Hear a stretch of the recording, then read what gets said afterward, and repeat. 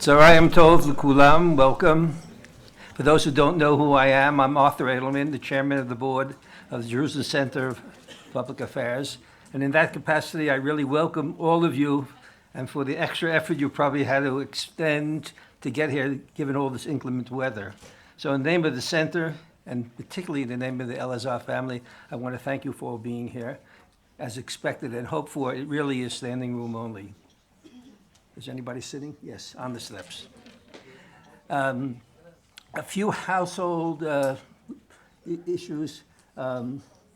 Give you somewhat of the idea of what we're doing. We're doing something very unusual today. It's not going to be speeches as usual, or proclamations. We asked Dore and Alan, and I'll introduce them a little bit more formally in a few minutes, to have a dialogue. And having a dialogue there will be obviously an expression of their thoughts and their concepts and their concerns, I would say, about the subject that we will discuss.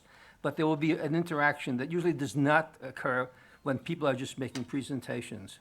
The dialogue will be an interaction. Sometimes there may be a difference of opinion and generates more than a little heat, but we will see. Before I introduce Tani, Yonatan, Elazar, who would like to say a few words in the name of the family, I just want to remind everybody that, and you'll hear some detail, that our invited guest, Professor Dershowitz, among all the other things that he's famous for, is being very prolific in the books. Most of them you probably have heard the title, may not have read them. You should read them all, be it the case for Israel, or maybe the original book called Chutzpah. I don't know if we have a copy.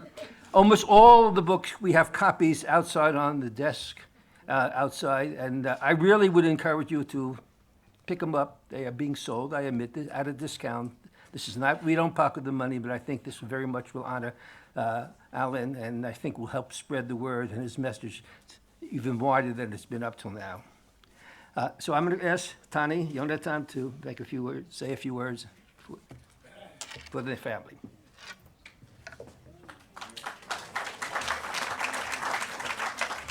Thank you, Arthur.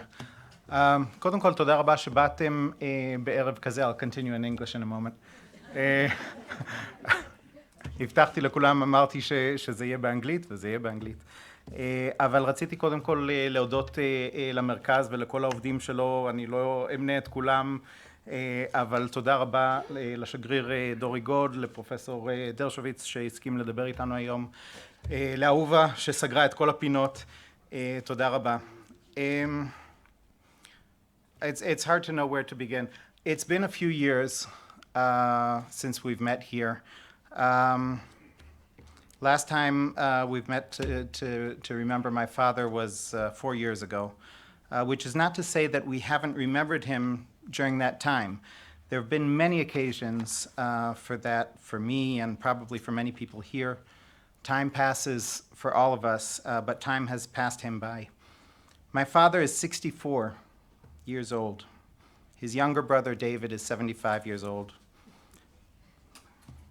Yes, I haven't forgotten that you're also 75, Ima. Much has happened since we last met. We said goodbye to Aunt Rachel, who loved Abba dearly and was dearly loved by him.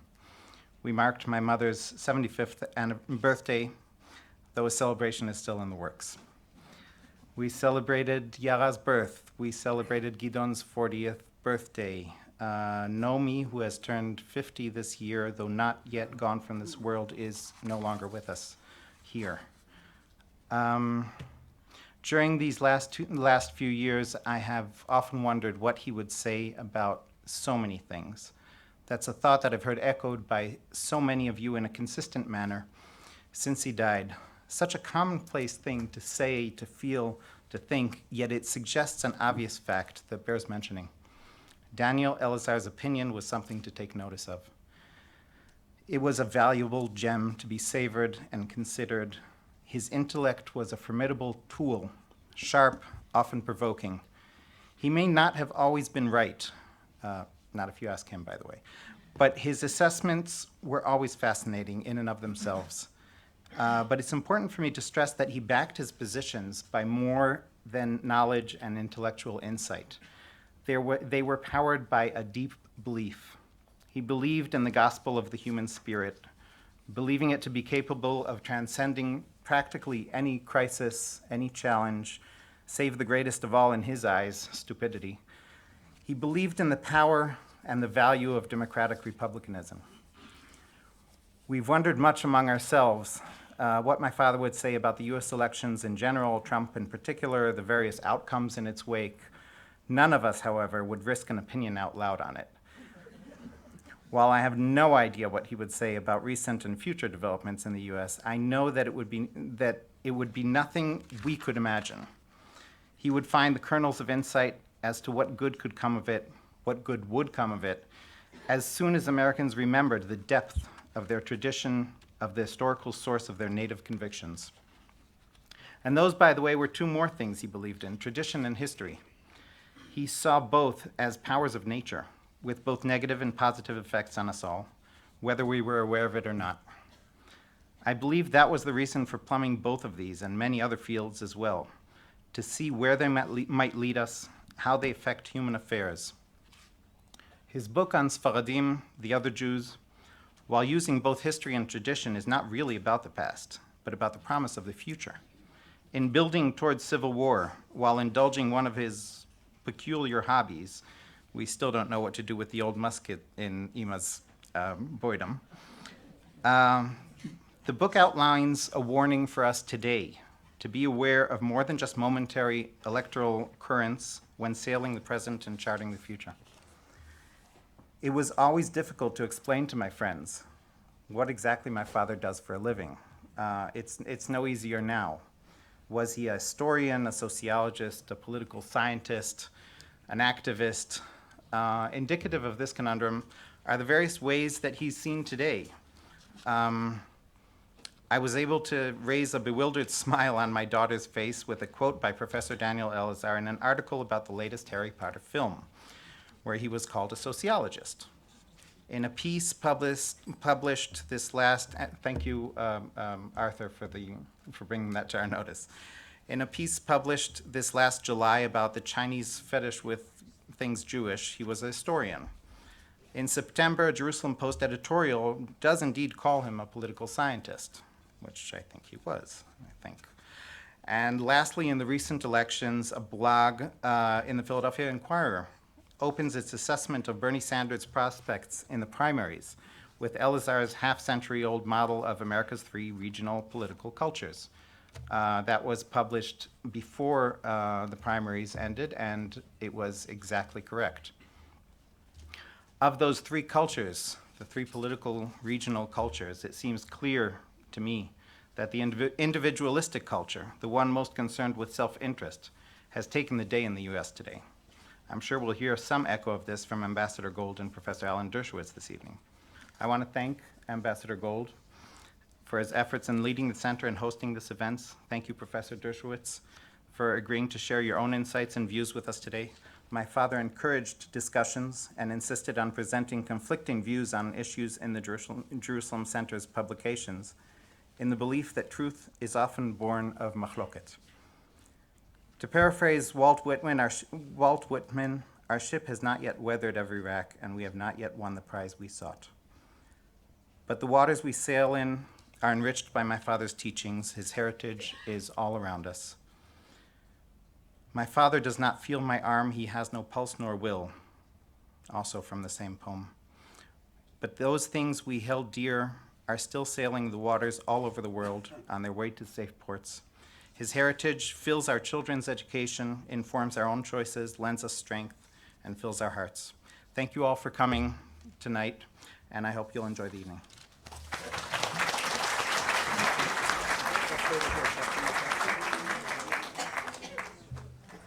For those who are not entirely familiar with Whitman, I think appropriate the title of that poem was Captain, My Captain. Yehi Zichro Baruch.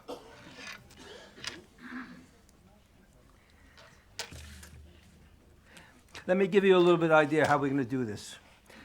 I'm going to make a few introductory remarks, and then I'm going to turn it over to Dore to initiate the dialogue. I assume this will go on somewhere between 45 and 50, maybe as much as an hour. And then we've allocated a 15-minute period for Q&A, for questions and answers. Now, there will be time. No need to interrupt them in the middle. If they end a little bit earlier, then we might have a few extra minutes for the question and answers. In my capacity of the chairman of the board, I really want to take this opportunity to publicly welcome Dr. Dore Gold for coming back. We missed you. We miss you very much.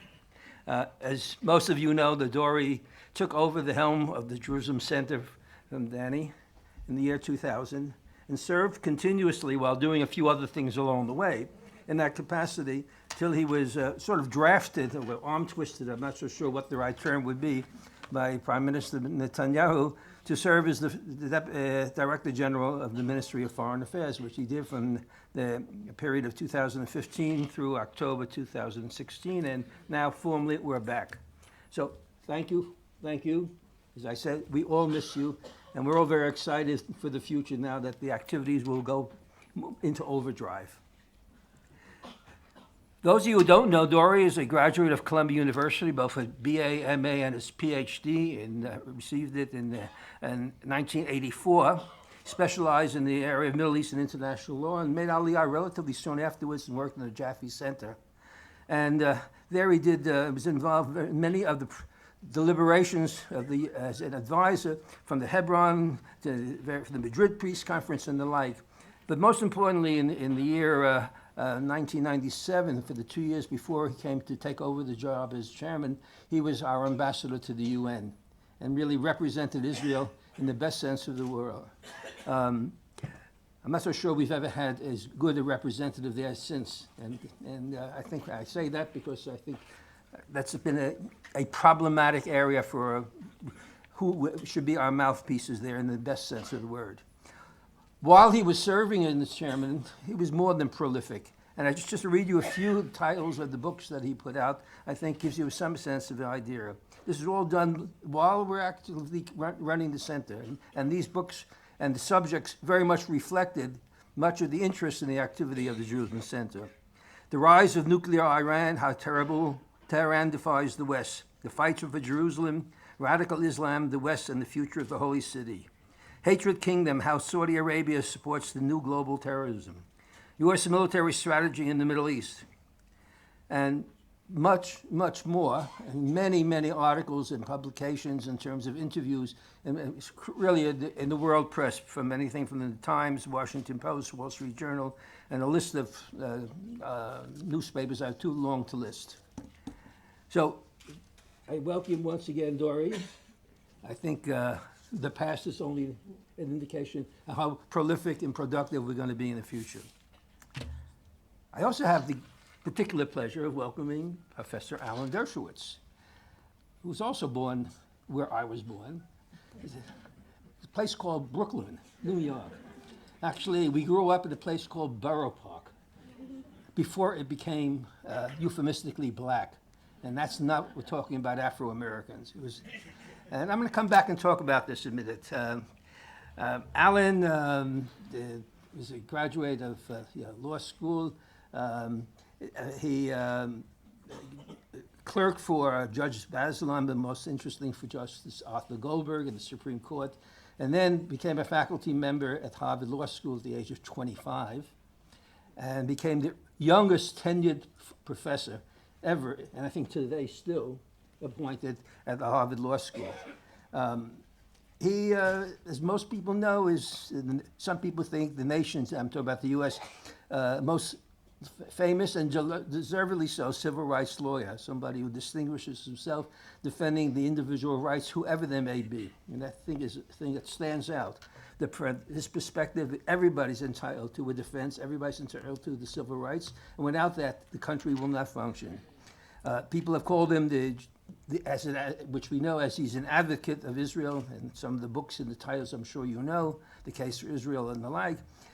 Some people just label him as Israel's leading attorney in the court of public opinion. And I would think that's probably very, very true. As I indicated on a personal note, I know Alan over 70 years. I was trying to calculate exactly. We went to elementary school together, high school. We parted our ways in college. I went off to medical school, he went off to law school, but we came back and overlapped again at Yale, so we continue with that relationship, an academic relationship, and have stayed friendly. I have to say this categorically. Alan is known as somebody who has a degree of commitment and loyalty to Israel. There's only one thing that matches that loyalty to Israel. That's his loyalty to his friends that he grew up with, his childhood friends. And I don't think one is different than the other. I think coming out of the culture of what Borough Park was those days, we were committed to our tradition. Zionism was part of it. Even the Hebrew that you learned then, I don't think you completely forgot. So I had the pleasure of introducing Alan Dershowitz. He calls me Adi, and I call him Avi. So that's how I'm introducing. Thank you. And I have the privilege and the rights to tell you some truth. One of them, he really is a lousy basketball player. And two, he did have a full head of hair one time, as you would imagine. It was fiery red, probably reflecting his personality and his type and his style of activity. And therefore, I think that you will, this will be a charged dialogue. It will not be just, peaceful. So Avi and Dore, I welcome you both. And I will turn over the responsibilities to conduct in the next 45, 50 minutes to Dr. Dore Gold, President of the Jerusalem Center of Public Affairs. Dore.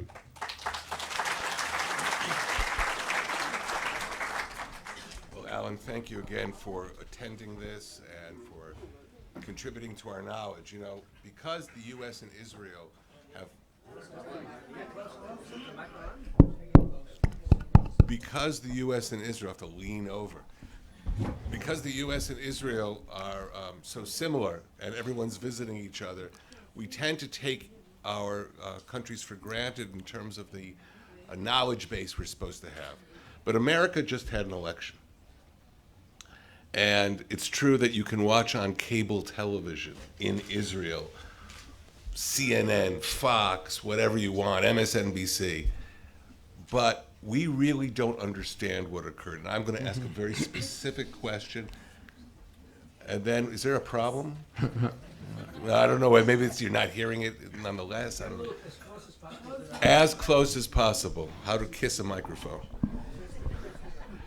Okay. So my opening question is basically this. The election results that we saw obviously gave the majority of the Electoral College to the president-elect, Donald Trump, who earned 306 electoral votes. Secretary Clinton earned 232 electoral votes. Obviously, it's also well known that in the popular vote, Secretary Clinton earned a greater percentage than president-elect, 48 versus 46. If you look beyond that, the House of Representatives, the Senate, the various governors' houses, the Republicans swept and won all of those. How do you analyze what occurred? Well, first of all, thank you so much for inviting me to this nostalgic afternoon. Nostalgic in so many ways. My wife Caroline and I spent a semester in Mishkenot Sha'ananim as guests when I wrote my book, The Genesis of Justice. And I know that there are a lot of people from my past here when I hear people tapping me on the shoulder and calling me Avi, as Arthur did. Now, Arthur is in trouble. I get called a lot of things. Recently, Arutz Sheva had an article calling me a dibuk because I supported the Democrats. Now, that's one thing to call me a dibuk, but to call me a lousy basketball player, you will be hearing from my lawyer in the morning. We will have this out on court, not in court. 1-on-1, 21 points win, and I will expect a major apology from you, Arthur. You were the number 6 man on the basketball team. I was the number 7 man on the basketball team. That's only because the coach wasn't so smart. But in any event, I just want to, first of all, thank all of you for being here and just comment on a few of my dear and close relatives. I could spend the rest of the afternoon mentioning my relatives who are here. I'm only going to mention those who are in my parents' generation. First of all, Rabbi Zachariah Dershowitz and his wife and son, Rabbi Mandell and his family and son. And the two rabbis have been studying Daf Yomi together for what is it, 80 years now? It's absolutely remarkable that these two young men, 90 and 91, continue to study Talmud together. My cousins Rashi and Shashi, who I grew up with, and author, of course, Danny Grossman. I mentioned my wife. I have one other person I want to mention because I want to tell a story. And the other person is one of my heroes, Ephraim Zuraf. And he has done such incredibly great work reminding us that we must never forget and that it is ours, or at least those who suffered, to forgive, but not the rest of the world, to forget and to forgive. But the story is about his father, Rabbi Zuraf. Rabbi Zuraf was author and my principal in Brooklyn Talmudical Academy. Author, in addition to being a better basketball player than me, was also a much, much better student. He was the A+ student. I was the C- student. My favorite grade in high school was Bain Oni minus. I couldn't even make it to mediocrity.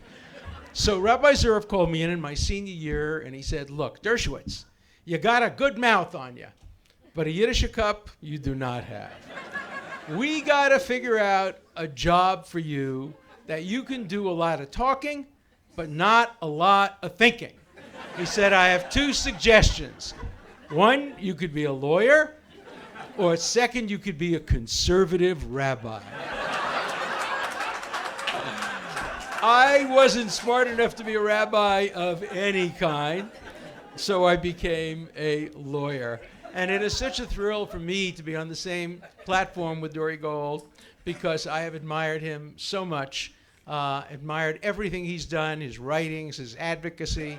He's really been a role model for my attempt to be an advocate for the nation state of the Jewish people. So now, from the sublime, we'll get to the American election.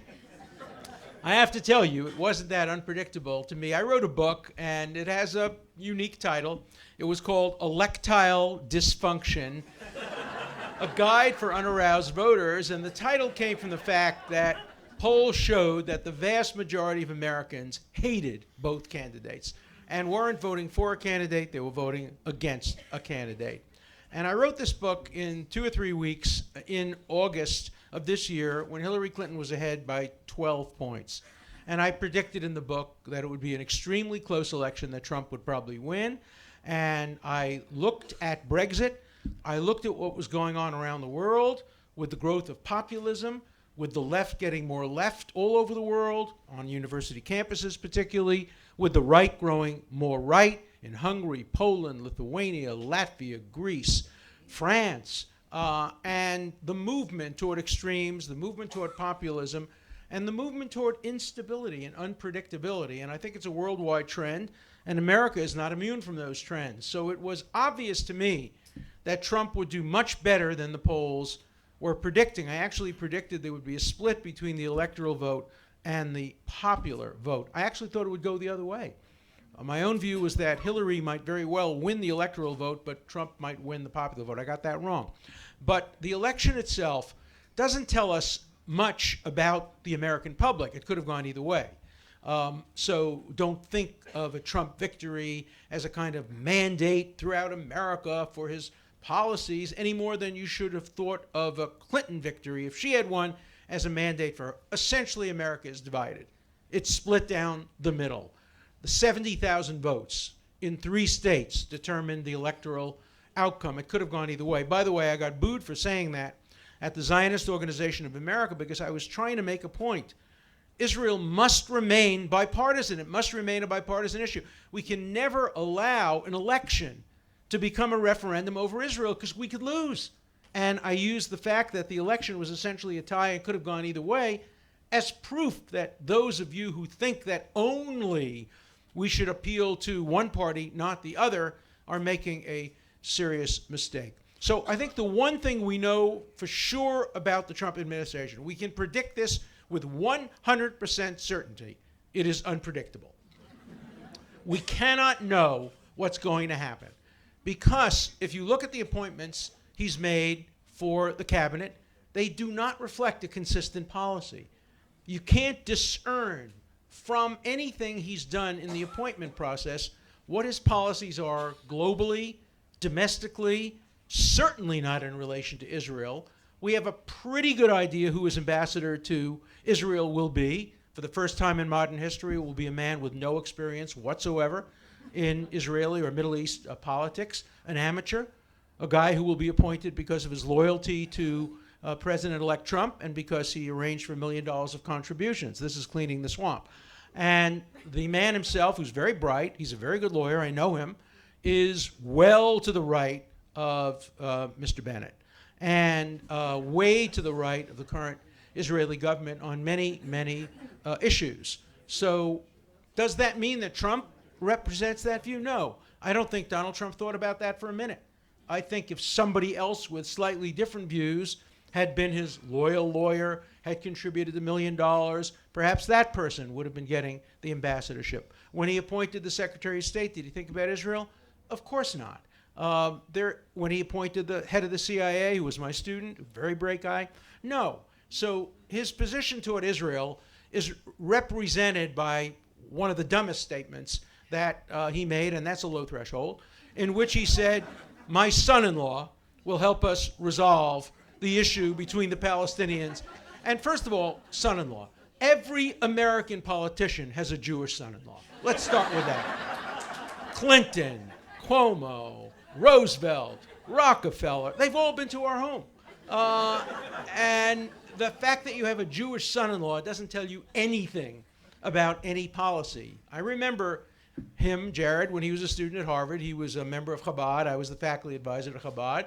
He's a very bright, talented young man, but he will not do what Dore Gold was not able to do, and that is bring about a resolution of the Israel-Palestine conflict by his mere brilliance and charisma. It will continue, tragically, probably for years to come. So I think the outcome of the election remains to be seen. I made a very controversial statement among my liberal Democratic friends. I said my fondest hope, I was a strong Hillary Clinton supporter. My wife and I have been friends, personal friends with the Clinton family for many years. I worked very hard for our election. As soon as the election was over, I offered my help to Donald Trump on Israel, as I have to every president and every prime minister of Israel. And I said publicly, my fondest hope is that 4 years from now, I will be able to vote for Donald Trump with enthusiasm for re-election, hoping that he will be a great president. Now, if you want to take bets on it, I would bet on the underside of that bet in terms of prediction. But there's a difference between likelihood and hope. And as a patriotic American, I hope every president is a great success. And that's my hope for Donald Trump. My expectations are not nearly as high.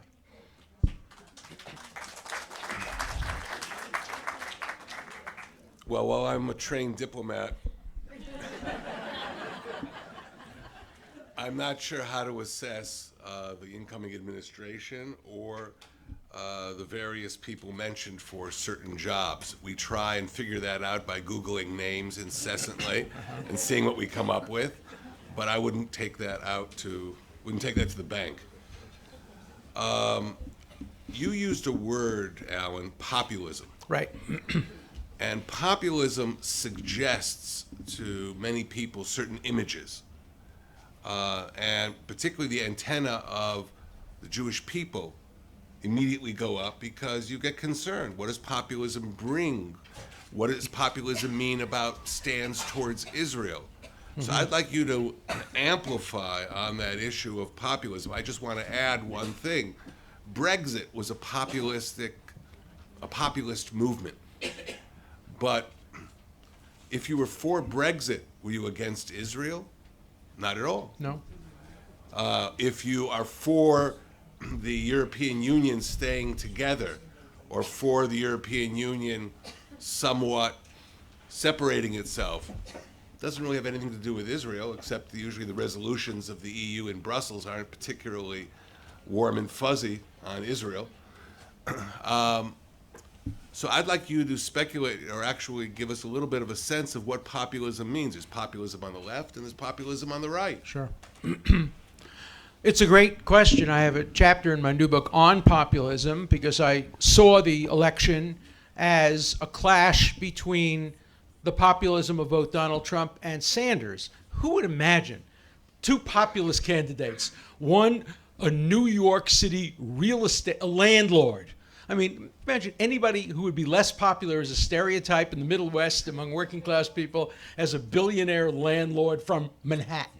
And then the other populist candidate is a 72-year-old old guy with, gray hair from Brooklyn who lived in, Vermont, Bernie Sanders. So populism takes many shapes and forms. Populism goes sometimes hand in hand with extremism and with nativism and with xenophobia. And remember, most populists, the slogan "Make America Great" was not invented by Donald Trump. It was used by Hungarian right about a year before "Make Hungary Great Again," and it was used in Germany, "Make Germany Great Again." Virtually every nativist populist candidate had a "Make Your Country Great Again." Somebody gave me a hat that said "Make America Great Britain Again." It was given to me by a British friend, of course. And Trump is not a typical populist candidate in many ways because he's not an ideologue. He has to really stretch himself to come up with ideological. Do you think he really is opposed to a woman having an abortion in the second month? I don't think he's thought about that. Do you think he really is strongly in favor of gun rights and against reasonable gun control? I suspect that a lot of the views that he expressed in the election were views that he needed to get himself elected. By the way, I say the same thing about Hillary Clinton. Do you think Hillary Clinton really favors the death penalty? No, but she says she does because she wants to get elected. And there are many things like that in political campaigns. But I worry about populism because populism eliminates checks and balances. It's a direct connection between the candidate and the people. You might say, in a democracy, isn't that wonderful? The American Constitution, as Professor Elazar would have been the first to tell us, is not a constitution that created a democracy. America was terrified of democracy. The French Revolution was beginning its roots at the time the Bill of Rights were being enacted. The American Constitution grants a system of indirect democracy. It's a republic if we can keep it. The Senate was elected elitistly by the state legislature. The Electoral College was supposed to be, 40 brilliant Platonic guardians sitting around deciding without regard to the voters' will who the best president would be. The United States Senate gives the same number of senators to California, which is one of the largest countries in the world, with the 7th largest economy in the world, has the same number of senators as Wyoming or Rhode Island. So we're not talking about a democracy. We have our systems of checks and balances, legislative, executive, judicial. Populism bypasses that. And populism uniquely has never succeeded with a woman. Men have been the populist candidates. Why? Because populists are also rude, kind of outrageous, often sexual. For example, when Edwin Edwards, who was one of the most successful populist candidates in American history, the repeated governor of Louisiana, ran against David Duke, the head of the Ku Klux Klan, he famously said, "The only thing I have in common with David Duke is we're both wizards under the sheets." Imagine running for president saying that. And he said, "The only way I could be defeated for office is if they found me in bed with a dead girl or a live boy." I mean, this is a man who's running for president. Now, does he remind you of somebody? We also had illusions of sexuality from Donald Trump. Imagine a woman doing that. We expect, quote, our women, and I put that in large quotations because they're not our women. We expect the women who run for office to be extremely ladylike. Look at who the women are today who are in prominent positions of authority as prime ministers of their country. Recall Golda Meir, recall Thatcher and Angela Merkel and May. They're all extraordinarily ladylike. Can you imagine a female candidate boasting about her sexual prowess? It's just inconceivable. Men can do that. Boys will be boys. And so populism has both benefits and risks. But when you combine populism with xenophobia, extreme nationalism, that really does create a danger for the Jewish people and the nation state of the Jewish people. Remember that Jews, historically, have always been caught between the black and the red, the black of fascism, the red of communism. Jews were seduced by communism in the 1930s only to be stabbed in the back by Stalin. Today, many Jews are seduced by the extreme right, the very hard right, the Jews who defended the appointment of Bannon, Jews who defended I had an op-ed piece written against me because I attacked Pat Buchanan, who's an overt anti-Semite and Holocaust denier, but he's a person of the right. There are Jews who are being seduced today. They're saying, if they're pro-Israel, we don't care. Le Pen is pro-Israel. Geert Wilder in Holland is pro-Israel. Maybe not as much as you'd like, but not as little as you'd think, considering the fascist background she comes from. A lot of the fascist and extreme right-wing parties in Europe proclaim support for Israel and Jews, because they've learned the lesson of Hitler. If you pick on Jews, it's not going to go so well for you. And if Hitler hadn't picked on the Jews, he might very well have won the war. So we're seeing a movement of the hard right that embraces Jews, embraces Israel. We're certainly seeing that in America. And it's a seduction as dangerous as the seduction of the communists. Jews thrive at the center. Jews thrive with stability. The nation state of the Jewish people thrives at the center and thrives with stability. I wish for the return of the days when centrist liberals were debating centrist conservatives. We're not seeing that anymore.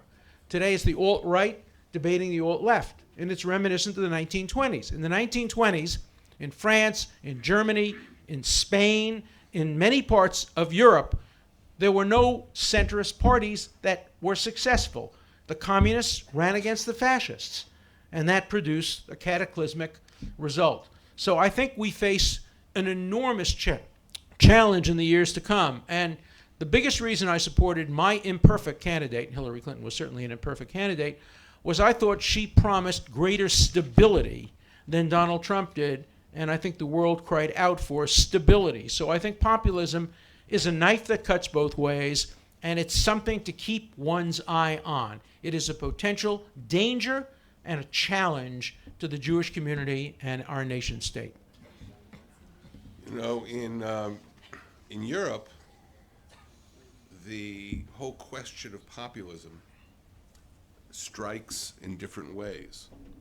In other words, if you move around, you'll see that there are some populist movements that are overtly anti-Semitic. We just had a study done on the Italian populist movement, and with strong evidence of anti-Semitic features. Then there are others. Some people try to say something about the French candidate François Fillon, that there may be something anti-Semitic in his statements. I think that was a little overstated. Certainly there's a lot of concern about the National Front of Marine Le Pen. Close, it'd be difficult to hear you. So what I'm just trying to say is that populism, although it perhaps puts fear in some people's hearts, doesn't affect all countries the same way. And that's, I think, something that we have to take into mind. I think each movement has to be carefully looked at. As far as the people in the entourage of a president-elect, of the president-elect, I think not only is it too early to make determinations about people, but I know that from what I have seen so far, with my still residual contacts, I think the president-elect's team and the team of Prime Minister Netanyahu have excellent relations.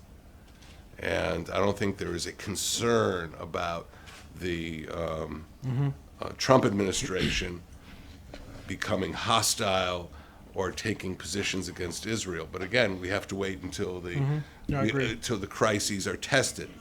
I do want to say one thing, if I'm sort of touching on foreign policy, that I think has to be stated, particularly after recent events.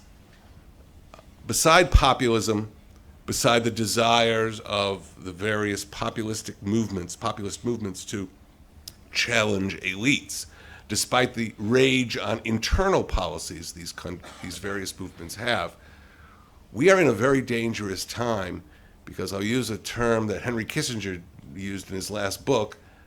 I think world order is collapsing. Yeah. Now, world order, you could just sit here and give a 200-page speech on. But one of the attributes of world order is that states have limits of what they can do and what they can't do. They adhere to certain fundamental norms.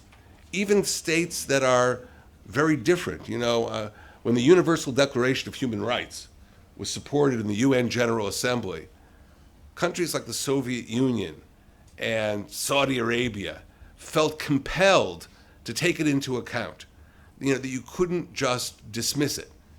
And today, on the other hand, we have Aleppo. Mm-hmm. And I mention Aleppo because when I was ambassador to the UN in the late 1990s, the UN was going through a period of tremendous anguish because on the watch of the Secretaries General in the 90s, several events occurred. Of course, the genocide in Rwanda, the genocidal events that occurred in the war in Bosnia, including the Battle of Srebrenica. And this caused the elites of the international community to say we have to make sure these outbursts don't occur again. One of the reasons I recall that the Obama administration said America has to intervene in Libya because Gaddafi's forces were on their way to Benghazi. And they were convinced that Benghazi was about to become the Srebrenica of North Africa. Well, what is now occurring in Aleppo is worse than anything I've just mentioned. Yeah. Yeah. And it's not just the mass murder. It is moving the whole Sunni population out of parts of Syria and bringing in Shiite population from different parts of the Middle East. No, you're right. So I think, the new incoming Secretary of State, I don't think you deal with this when you are managing oil companies, but one of the things that he will have to deal with, and the president will have to deal with, is restoring some basis of world order. Yep. And convincing the world that they're not going to allow Aleppo to occur again. I'd just like to get your views on this. Well, no, I completely agree with that. And I think as a liberal Democrat who voted twice for Obama, I point my finger directly at him. I think he is largely responsible for the breakdown of the world order, certainly in the Middle East. I think he will go down in history as one of the greatest domestic presidents in modern American history for health care, for other forms of domestic care, and one of the worst presidents in history on foreign policy. His legacy, and I don't want to make any direct analogies, will be very close to that of Neville Chamberlain, and I warned him about it personally. I sat opposite him in the Oval Office and said, there is a risk you will become Neville Chamberlain. I reminded him that Neville Chamberlain had been one of the greatest domestic prime ministers of England, but he failed to recognize the greatest evil of the 21st century. And what President Obama did, 20th century, we'll talk about the 21st century in a second. And what Obama did was when he created a red line in Syria about chemical weapons, and then when Syria again and again and again and again used chemical weapons against their own people, and he did not intervene, he sent a message to the world of weakness, of failure to follow through with policy. He created a vacuum into which Russia and Iran quickly moved. He's managed to do something in the Middle East that no one else was capable of doing. Every other president, if the Palestinians like you, the Israelis didn't. If the Saudis like you, somebody else. He's managed to alienate every single country in the Middle East. The Palestinians despise him. The Israelis don't trust him. The Egyptian leadership hates him. The Jordanians are worried about him. The Emirates think he abandoned them. Only one country, if you define the Middle East broadly, really admires him, and that's Iran. And you don't really want that as your legacy. So it's been a disaster. And I think Aleppo, when historians write about Aleppo, they will tragically point the finger of responsibility at Obama the way many point a finger of responsibility at Bill Clinton for Rwanda and for some of the other genocides that occurred under his watch. And so there is a great failing of the world order, and one reason is because we've seen the failure of international organizations. The European Union created such distance, faceless bureaucrats in Brussels telling British people that they can't get jobs in the North. You can understand why people voted against it. The UN is an absolute disaster. I mean, forget about, what it does in relation to making peace harder. The idea that it rewrites history and tells the Christian world that Jesus Christ never set foot in Jerusalem, which is what they say when they say there was no Jewish connection to Jerusalem. They're not only attacking Jewish heritage, they're attacking Christian heritage as well and rewriting history. If this French resolution gets passed at the UN, it will end any possibility of a negotiated peace between Israel and the Palestinians, because it sends a false message to the Palestinian leadership that you do not have to negotiate or make painful compromises. You'll get your state from the UN, from the International Criminal Court, you'll get it through BDS, you'll get it through Russia, you'll get it everywhere but by negotiating with the Israelis. And it's a disaster. And I hope that the president, in the next 25 days, does not tie the hands of the incoming president. I wrote this op-ed, by the way, before it was clear who was going to be president. I wrote an op-ed saying, please, Mr. President, don't tie the hands of the incoming president by allowing the UN resolution to go forward, which will make the next president have a much more difficult job in bringing about peace. So I think we do live in a very dangerous time with nationalism increasing, a refusal to abdicate nationalism to international bodies. And by the way, international bodies don't deserve it.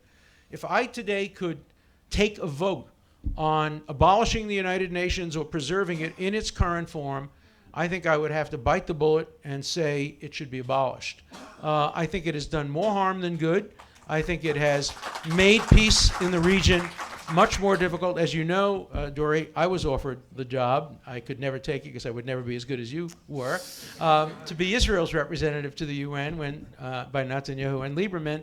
And because I was an American, of course, I didn't think I could take the job. I think Ron Parsar did a fantastic job when he was appointed, as you did a fantastic job. But the UN, and my former student is now the U.S. representative to the UN, Samantha Power, who wrote her paper under me, and who's a brilliant, brilliant woman with very strong views about genocide, which she hasn't been able to act on.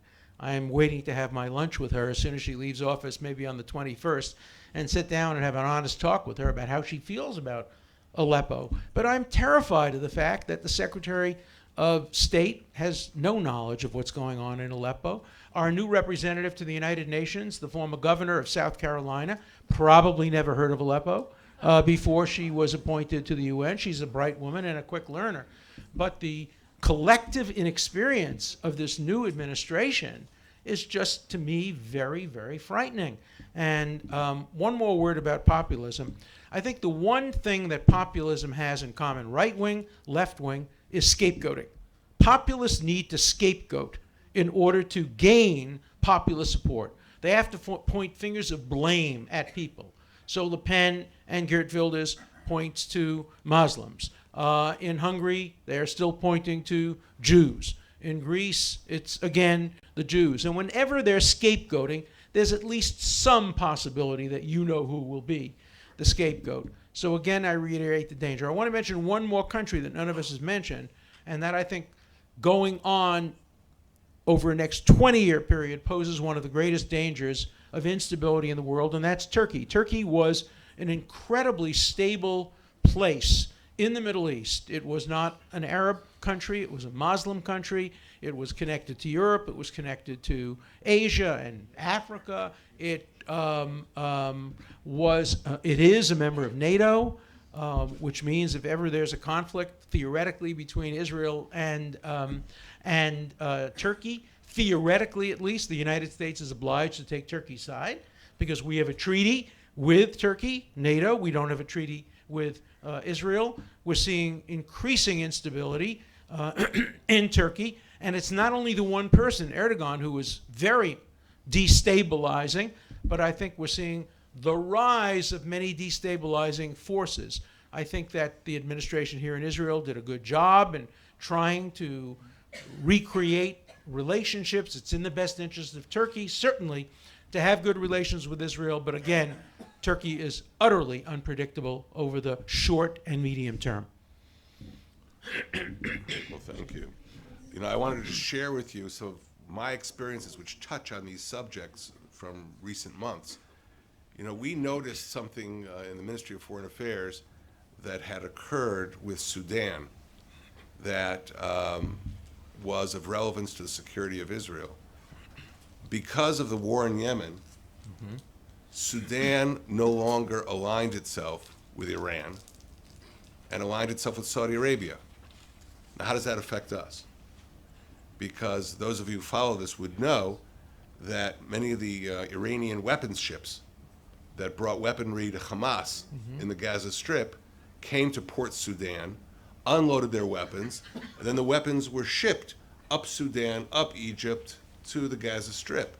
But once the relationship between Sudan and Iran is disrupted, so are the supply lines from Port Sudan to Gaza.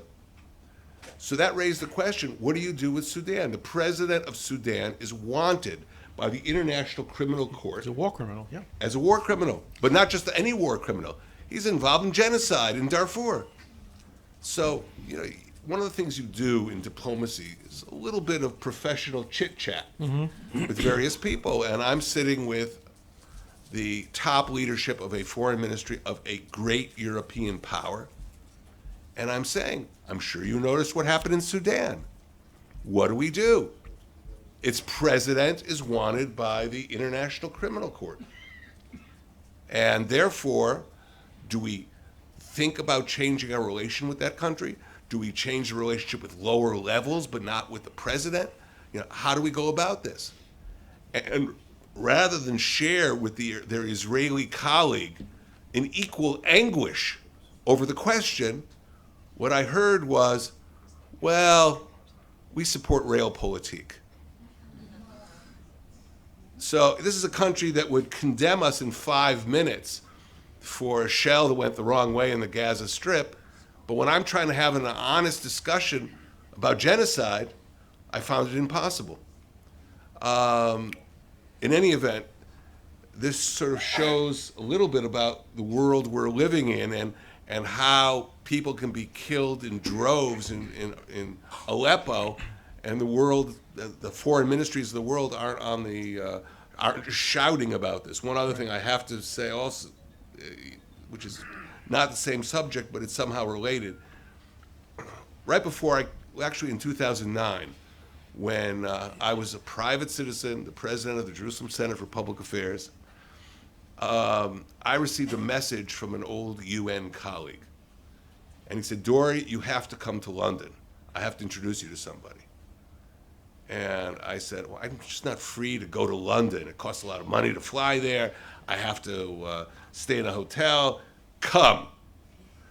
So I go, and I'm taken to one of the fanciest hotels in London I'd never seen before. Go to the top floor, and out comes a member of the royal family of one of the states of the Persian Gulf. 2009. We sit down. I actually brought a book on Iran for him. And he says, Dore, we've got 2 problems. I go, what are they? He goes, Iran and Obama. I haven't told that story, but I'm trying to defend our American allies. I'm not going to just leave it like that. But that reflected an attitude that was very common in that period, and something which obviously was dissolving the security of many countries at the time. Can I just briefly comment on your point about the Sudan? I think when history is written about the first 15 years of the 21st century, one of the lessons will be, and it's such a hard one for a civil libertarian and a human rights activist like me, I've devoted my life to human rights, is to appreciate tyranny over instability. When you think about what has happened as the result of our attempts to topple tyrants, we should have learned from the Shah. We didn't learn from the Shah. We should have learned from Mubarak. We didn't learn from Mubarak. We should have learned from Saddam Hussein, who was a stabilizing influence in Iraq. Yes, he was killing his own people, but he wasn't exporting terror. We should have learned from Gaddafi, who made Shuvah and tried to become part of the international community. And we haven't learned. And even Assad, horrible, horrible butcher. And yet we always have to ask the question, what's coming next? What's worse? Maybe because I'm a criminal lawyer, and of course most of my clients historically have been guilty. Thank God for that. We wouldn't want to live in a country where most people charged with crime are innocent. It's a great virtue that most people charged with crime are guilty. But when I have a guilty client, my options in defending them are bad, worse, worser, worsest, and intolerable. And when I can end up with bad, boy, am I thrilled. And I think those are the options geopolitically that your real political people face all the time.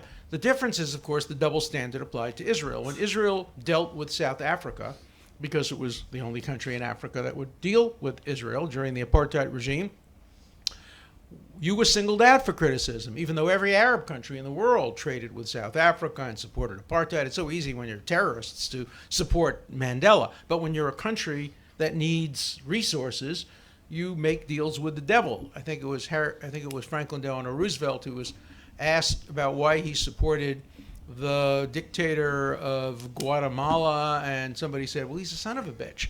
And Roosevelt said, yeah, but he's our son of a bitch. And that's not the only answer. It's not just because he's ours. One has to look at the totality of comparative evils that would result from toppling a stable tyrant and substituting ISIS and other terrorist groups or unstable groups or the Muslim Brotherhood. And so it's very hard when I teach human rights to talk about the comparative virtues of tyranny, because students want to hear perfection. Students want good, better, best, and nirvana. And they're not getting that, and that's not the choices you get, tragically, in the real world.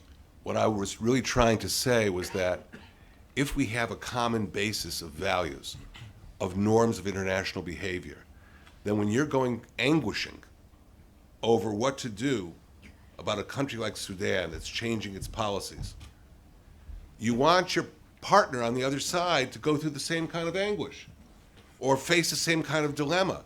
But if they sweep it aside like it's nothing, then you've got a real problem. Yeah. You're operating in different worlds. And that's just something I felt that was very important. One other thing, you mentioned South Africa, so I thought I'd share with this audience.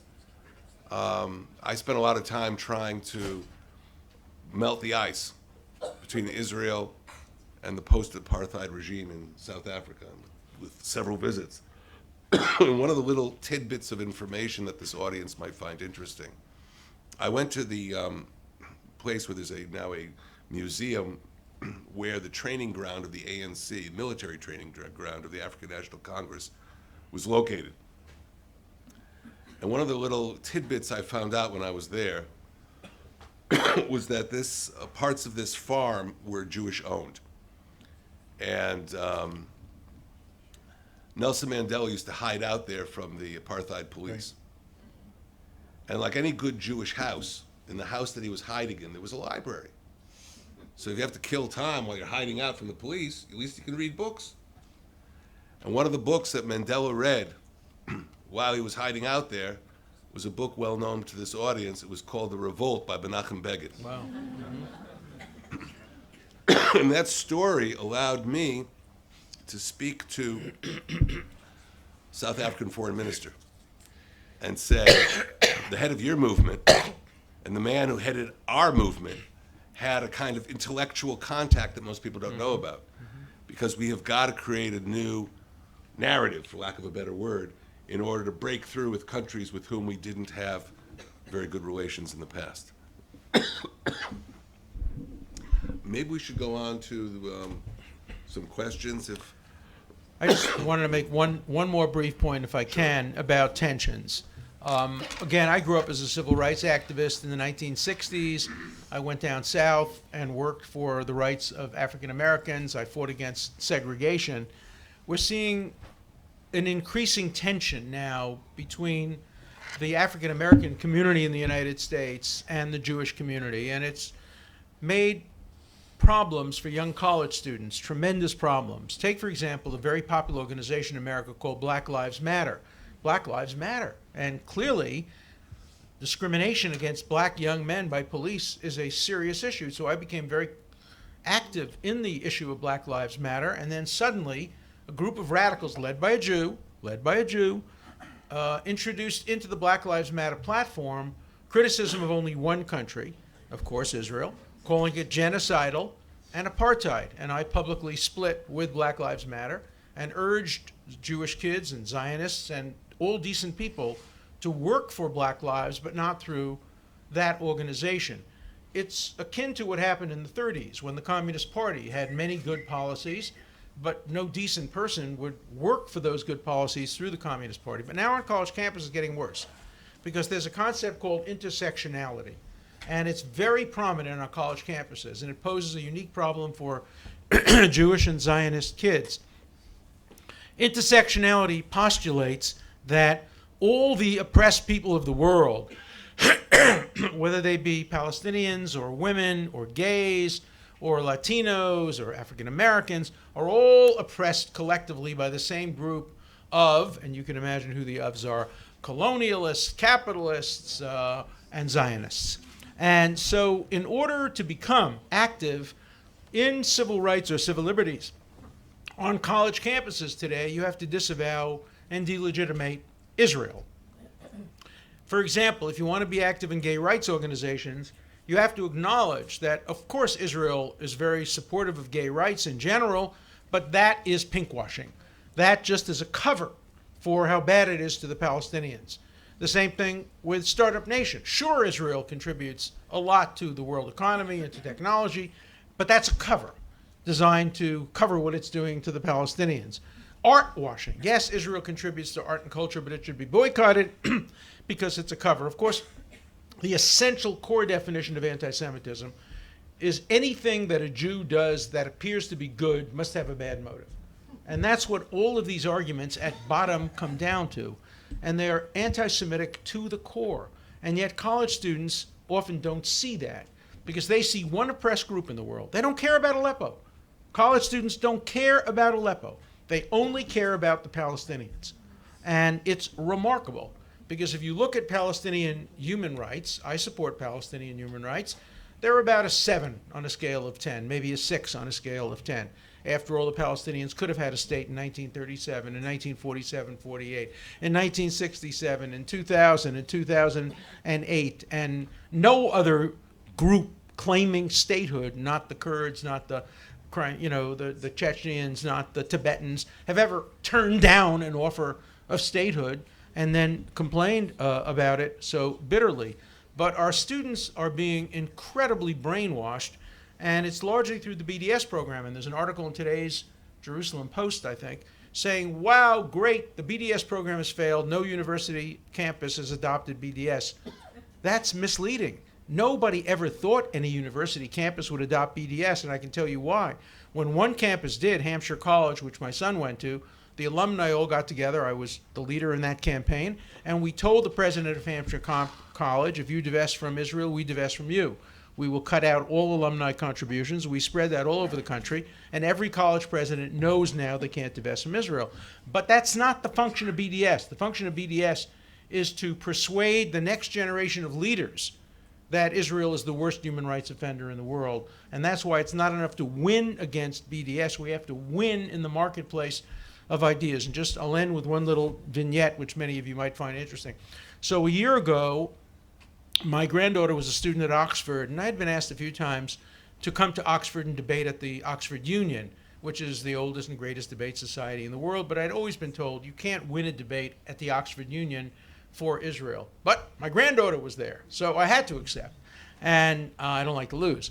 And so I thought hard about how to make the debate against BDS. I was supposed to debate Barghouti originally, the founder of BDS. He refused to debate me, saying I am an object of the BDS movement because I'm a Zionist, so I'm being boycotted. So they got a great human rights person named Peter Tatchell from England, and we debated in front of hundreds and hundreds of students. And I just really made 2 points in the debate. One, I spent a little time going over the history of how many times the Palestinians have been offered an opportunity to have a two-state solution. The students sat there with their mouths open. They had never heard that. Oxford students had never heard the history. They simply didn't know a thing. And then I got up into the audience and I said to them, I want you to name one country, just one country, shout it out, in the world, faced with threats comparable to those faced by Israel, that has a better record of human rights, higher compliance with the rule of law, and more concern for avoiding civilian casualties among enemies. Name a country. Total silence. I said, I have all day. I'll stand here all day. Name a country. Nobody would shout out a country. Even in a hostile audience, finally a student, as a joke, yelled out, Iceland. And of course, Iceland hasn't had an enemy in 900 years. And we ended up winning the debate, not because I'm a better debater, but because the arguments on our side, if you can present them to open-minded students. Now, 10% of the students wouldn't change their mind on either side, but it's the 80% in the middle that can change their minds, and we should not give up on defending Israel, in defending Israel among liberals, among conservatives. We should never let Israel become a liberal-conservative divide issue, a Republican-Democrat issue. We should always make sure that we are appealing to all sides of the debate when it comes to Israel, and we have very, very strong and powerful liberal progressive arguments for Israel, and I should make them, and conservatives should make the arguments for conservatives, and we should never give up on anybody when it comes to defending Israel.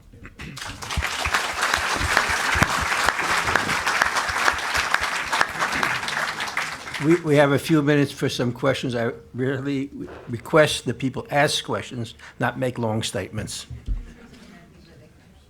Manfred?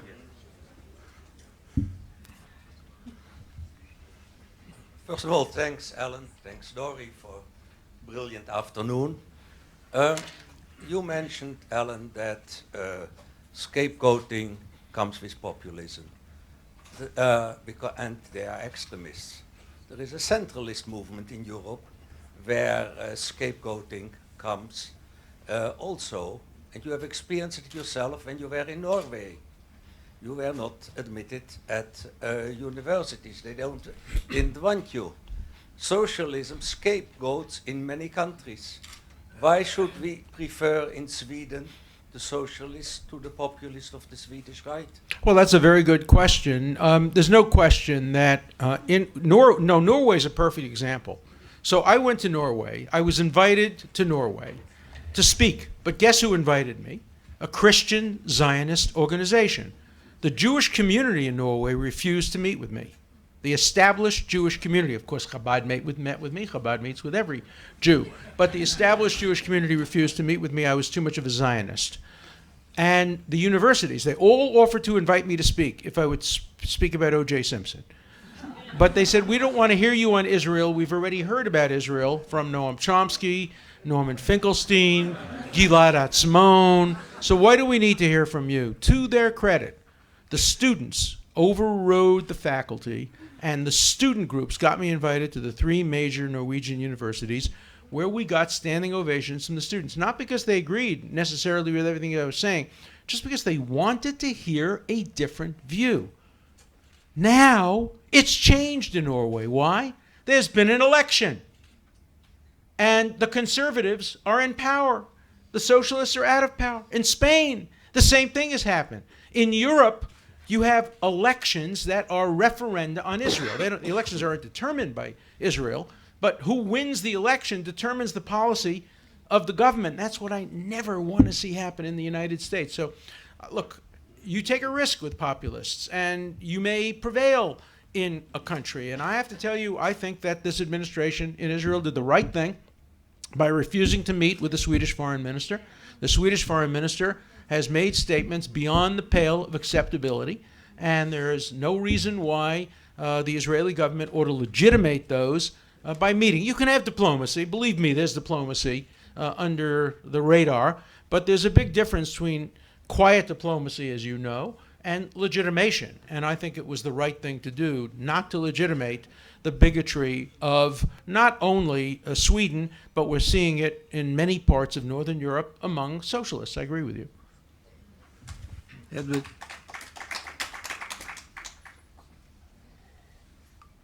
And it's so interesting that socialism used to be the biggest supporters of Israel. Israel was established, of course, See him. and all the socialists supported Israel. Yeah. Firstly, I want to second what Manfred said about a really amazing evening. Thank you. My question is to Dore. Last night I heard on the news our Prime Minister was asked about relations with Saudi Arabia and with Egypt, and he confirmed that our relations are very, very good. I think you were very involved in this process, and I wonder if you have any insights to share with us. I'm expecting that you will say no, but...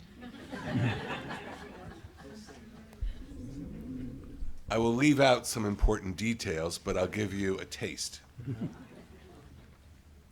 One point early in my term as Director General, I went to an Arab country with my foreign ministry team. On the other side was my parallel person, who was Director General of that country's foreign ministry. Now, as you know, when teams from Director General offices meet, their staff write for them talking points, bullets. There were 13 bullets in the case of that visit. And as I'm sitting across from this person, he takes out his bullets, I take out mine. And he says, Dore, you start. So I start going, 1, 2, 3, 4, 5, going through about 5 bullets. And I see this awkward face opposite me, this awkward smile. And I'm thinking I must have really done a faux pas. I showed my shoe. I'm trying to think of what I could have done. So I stopped and I said, Mohammed, did I do something to you? Did I say something wrong? Let's be honest. And he says to me, no. The only thing is your bullets, your talking points, are identical to my talking points.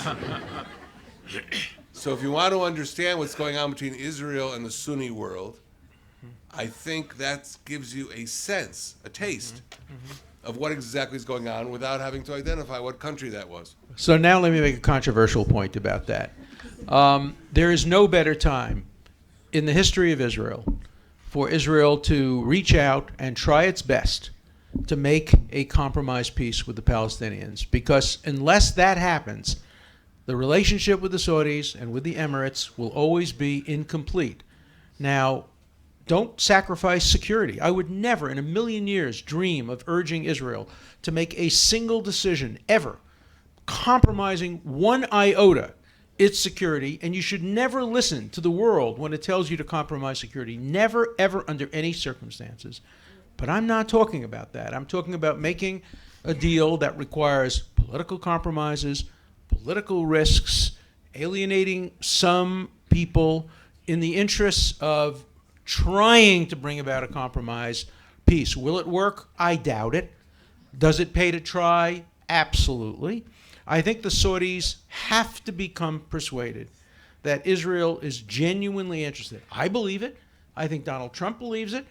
Is genuinely persuaded in ultimately resolving this, not by a one-state solution, but by a two-state solution. And I know there are people in this audience who will disagree with that. All I'm telling you is there's never been a more important time in terms of the relationship with the Saudis, with the Emirates, with the Sunni world, than to try to take that part of the conflict off the table. And that's why I think when Donald Trump thinks hard, again, I'm going to say something that you'll probably disagree with, but that's my job. And so I think when Donald Trump gets to talk to the Secretary of State and Donald Trump says, I want to move the embassy to Jerusalem, and he will say that, the answer he'll get from State Department officials is probably going to be something like this. I hope it's something like this, because I would support that. Look, let's do it in 3 stages.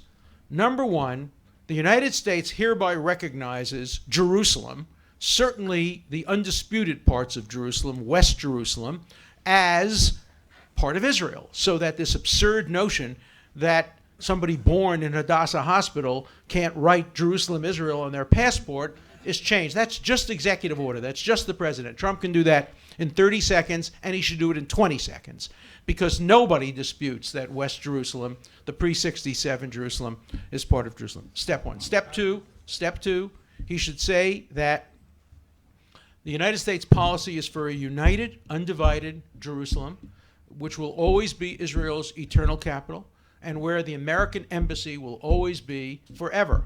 Now, we're going to start considering how to make that move of the embassy from Tel Aviv to Jerusalem, and that will require consultation with our allies and will occur in time over a process. But we announce that that is the goal and that it will happen. But I think that if the United States were to tomorrow move the embassy, there are real risks to the relationship with Saudi Arabia and with the Emirates, which have become so important. And I think one has to strike an appropriate diplomatic balance. I'd be very interested in hearing Dore's views on this, because you're much more of a diplomat than I am. First, I have to say something about peacemaking with the Palestinians. This Prime Minister, Benjamin Netanyahu, has made Herculean efforts I agree. to try and reach an understanding with our Palestinian neighbors and with Mahmoud Abbas in particular. One of the efforts that was made was in 2013, 2014. And that effort involved, very centrally, the efforts of Secretary of State John Kerry, who came here on repeated occasions over and over again. At one point, they worked through televisions that you could negotiate through on TV. But an amazing effort was done, and you could call it a Kerry agreement was actually reached. And the agreement was using certain diplomatic techniques, one of which is, let's say it's a 35-point agreement. You can say, I have reservations about points 7, 23, and 5.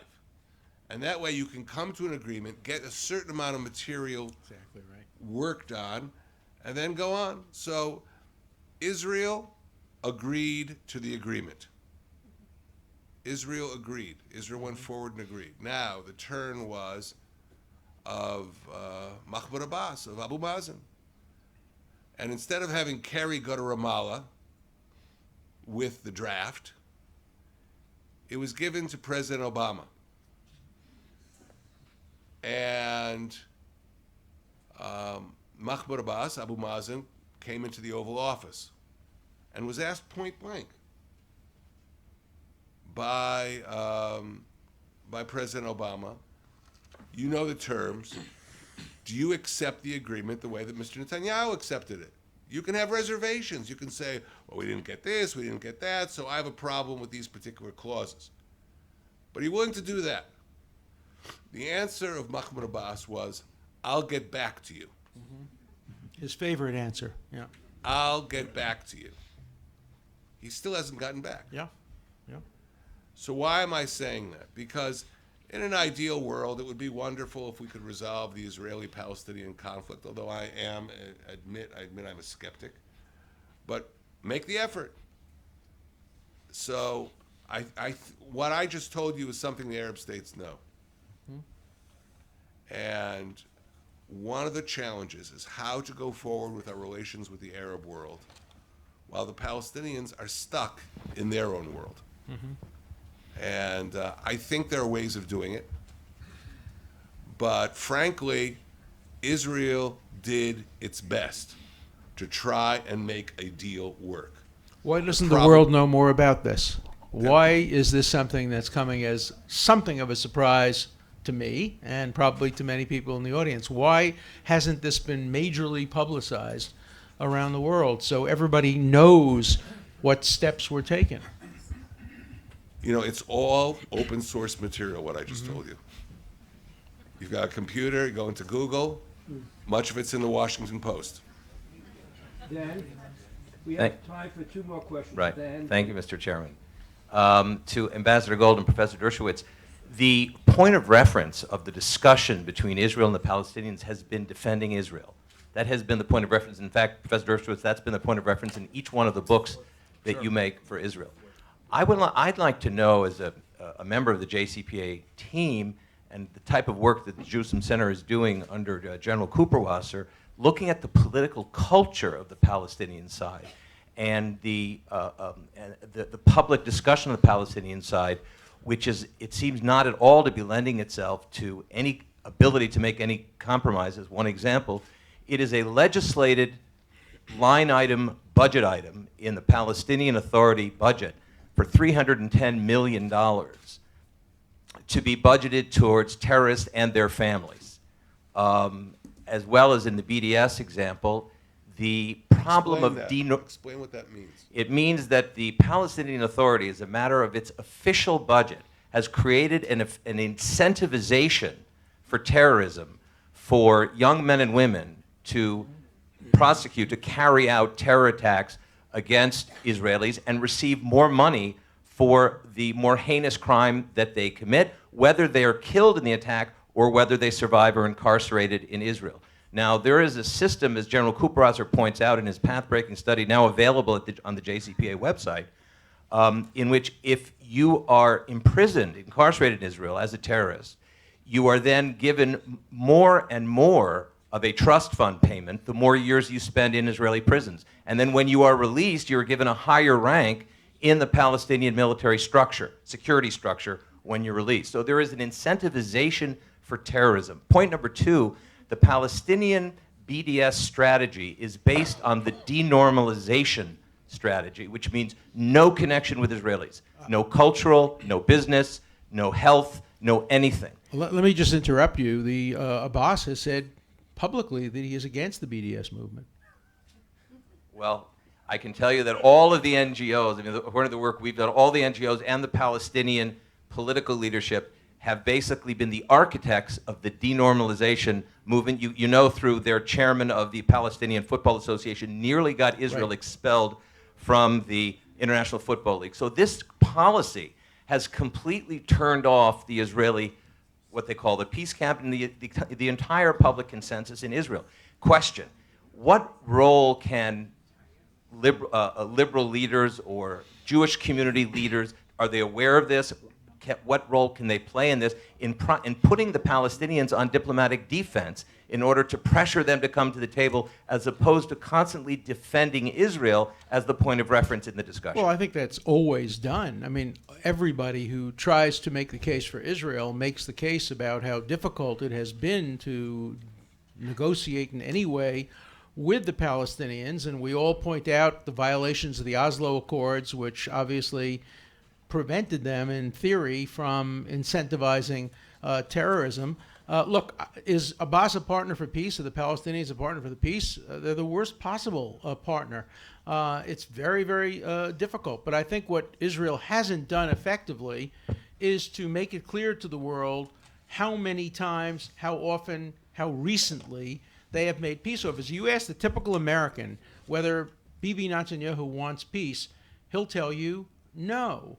In the last 3 days, I've met with 3 Israeli prime ministers. I met with Benjamin Netanyahu, I met with Ehud Barak, and I also, this afternoon, met with Ehud Olmert, who is looking good and feeling strong. And I'm, of course, more used to being in prisons than he is. But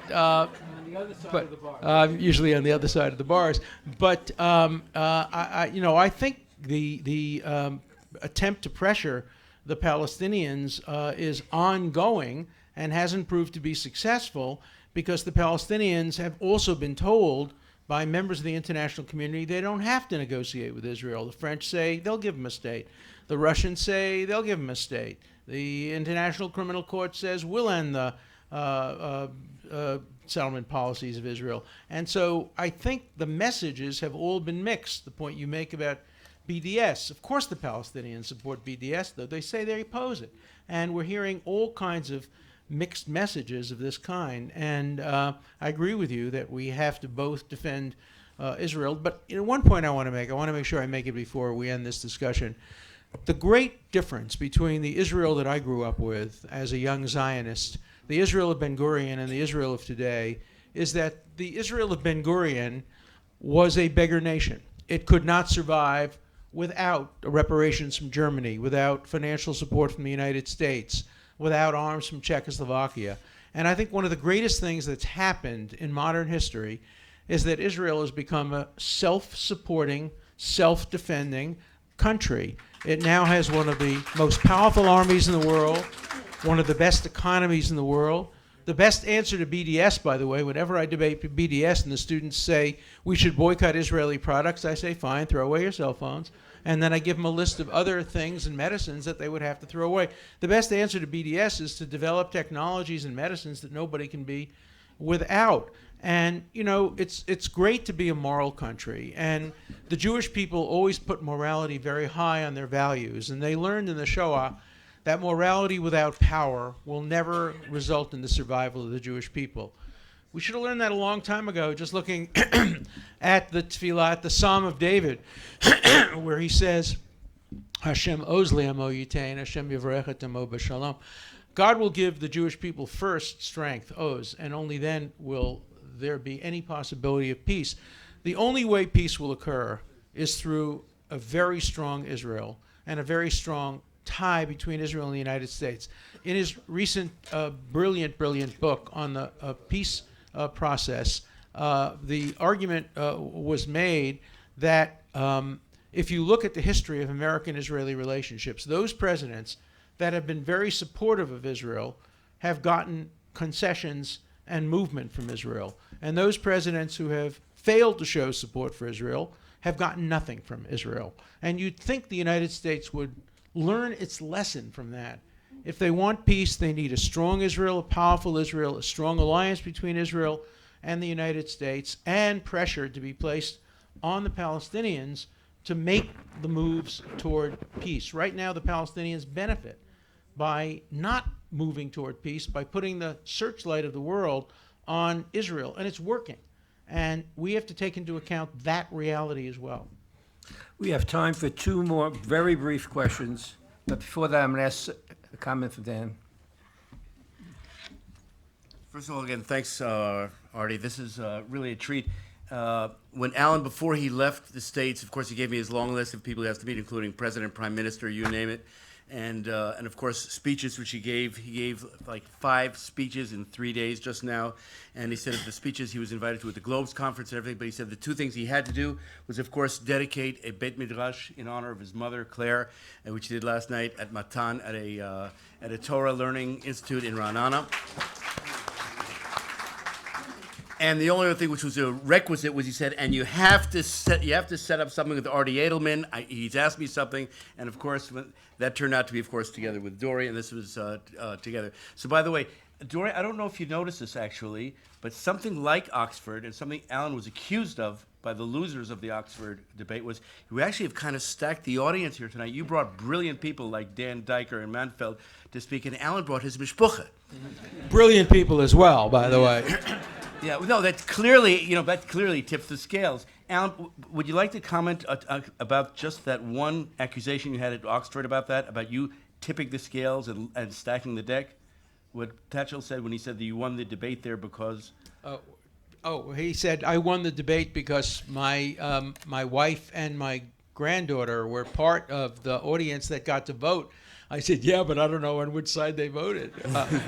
I'm very confident that they both voted for the right side. Why didn't we see Professor Dershowitz on television? Okay, you will, and it's going to be Motzei Shabbos, okay, so those people who are religious, okay, we've actually even been talking about that. Not to do Erev Shishi, but... So now, but seriously, there are 2 takeaways. Alan knows I'm the fighter pilot. I always run Alan's schedule today. And I want you people to have 2 takeaways which you could take home with you. The first thing is actually Menschlichkeit. It's a gentleman here, Michael Pomerantz, who went completely out of his way, special ordered books, had them flown in, went to the airport in the middle of the night to clear them out of customs, and so you could buy them here at discount, but to buy them here. By the way, you ought to know, just to make sure, when I wrote the case for Israel, I made a deal with my publisher to waive all royalties in order to make available free copies to every college student in the United States. So when you buy that book, you're not enriching me. And I'm actually doing a new version of it that was written almost 15 years ago. And I'm writing an updated version and we're going to do it online and using high tech and social media, making it available free to college students all over the world. It's now been also translated into, believe it or not, Hungarian and about 7 other languages, and about to be translated into Arabic. So please, just one thing, it's pure menschlichkeit. Buy a book. I will keep Alan here to sign them. I'm the gatekeeper, so he'll sign them until I whisk him away. And so please, that is a takeaway. A second takeaway is for those people who can't ask questions, so you don't get too frustrated. There's a new, actually an internet-based TV station, okay, called ILTV. It's easy to remember for the younger generation. IL is, of course, the internet name for Israel, so it's ILTV.tv, okay? If you can't remember it, just ask your children or grandchildren to Google it. They know what Google is. And what you're supposed to do then is actually, or it's also called One-on-One with Alan Dershowitz, so you can play basketball as well. And when you go to that site, all you're supposed to do, the idea is to take the case for Israel and update it to today, since younger people don't read. They don't even have televisions, by the way.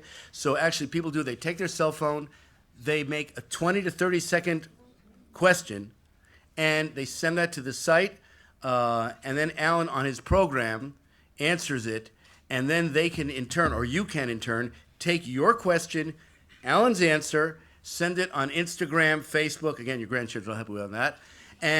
And then you have, it's a terrific thing which goes viral and helps get the messages which Alan has. By the way, the TV station is called ALTV. Alan has a better name for it. He calls it Al Jazeera.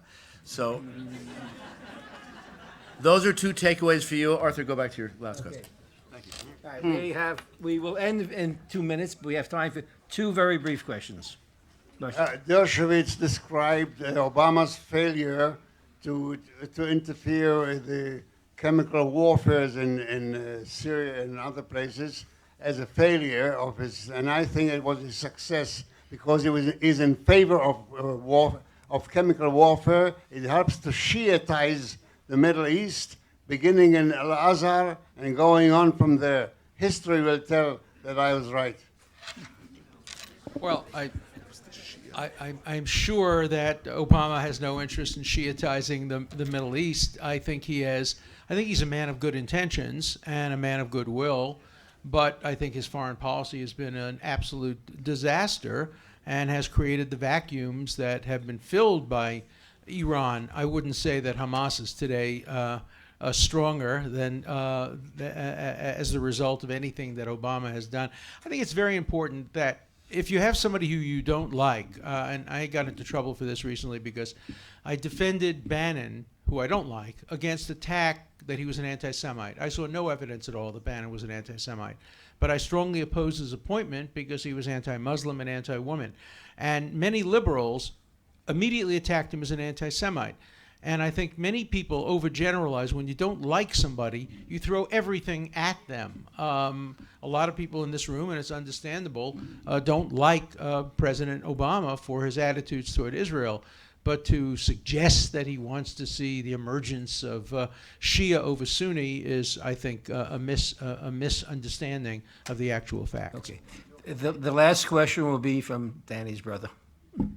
Back to the American elections. Could you say a few words about the Electoral College? Well, you know, a lot of people complain that Clinton really won the election and he only won it in the Electoral College. That's like complaining about the results of a soccer match. If your team has more shots on goal, but the other team managed to sneak 1 goal through the goalie, we have rules. And the rules require that the president be elected by the Electoral College. The Electoral College is a very sordid history. It grew out of not only compromises with democracy, but compromises designed to strengthen southern slave-owning states. But it's part of our system, and it means that campaigning occurs in only 7 or 8 states. There's no campaigning in New York. There's no campaigning in California. There's no campaigning in states that are always going to go Republican. And so it has a very strange impact on the election. By the way, one can look at the Israeli system and make very similar comments. You elect prime ministers who only have the support of 25 or 28 or 30% of the people. The coalition system in this country is insane. A prime minister's cabinet consists of 15 people who want to stab him in the back and 6 people who want to get him unelected. And it's how do you govern when you have a cabinet that is trying to destroy you and defeat you? So there's no such thing as a perfect democracy. We saw in Britain what happened when you had a referendum. We saw what happened in Colombia with a referendum.